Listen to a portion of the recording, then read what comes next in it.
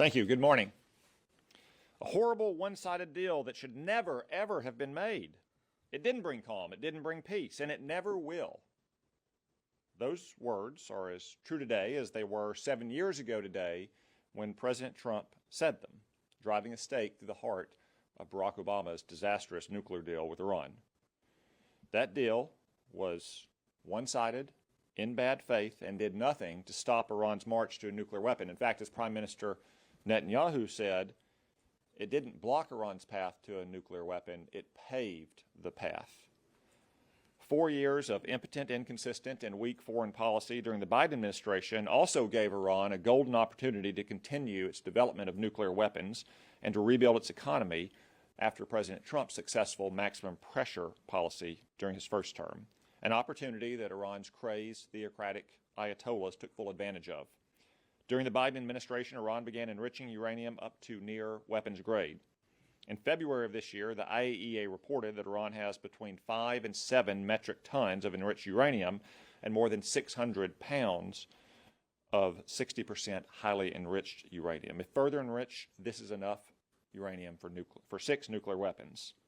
Now, to be blunt, there's no benign or good reason for Iran to have any of this, and it's proof in and of itself that Iran cannot be trusted with key parts of the nuclear fuel cycle, particularly the infrastructure and expertise needed to enrich or reprocess uranium. This is what happens when a bad deal and indecisive American leadership leave Iran's nuclear ambitions virtually unchecked. Look at what Iran already does without nuclear weapons. They threaten American troops in the region. They support terrorism by arming Hezbollah, Hamas, and the Houthis. Further, consider what Iran has also tried to do here: assassinate Donald Trump and other U.S. government current and former officials. All of this, again, done without Iran having the cover of a nuclear weapon. A nuclear Iran makes for a far more dangerous world. It would directly threaten the security of our homeland when married up to their intercontinental missile work.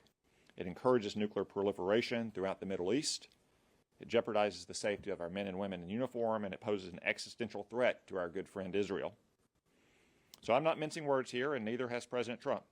Iran can never be allowed to have a nuclear weapon, and Iran cannot be allowed to have a pathway to a nuclear weapon. As Senator Graham said, as President Trump has said, that means the complete dismantlement of its nuclear program. There is no reason for Iran to have centrifuges or to enrich uranium. So we urge our colleagues to support this resolution, which echoes the letter President Trump sent to the Supreme Leader of Iran 2 months ago. It also poses Iran with a simple choice. Iran can either have a nuclear weapon or a nuclear program that is lying in ruins, smoking, destroyed, and dismantled, or it can have a peaceful civilian nuclear power program with no centrifuges, no enriching, no reprocessing, and no pathway to a nuclear weapon. All of this will be done in a verifiable manner under IAEA safeguards. So we commend President Trump's consistent and unwavering efforts to prevent a nuclear Iran, and we look forward to working with him and the administration to achieve this goal. Thank you, and we'll now open the floor to questions. Senator, what should our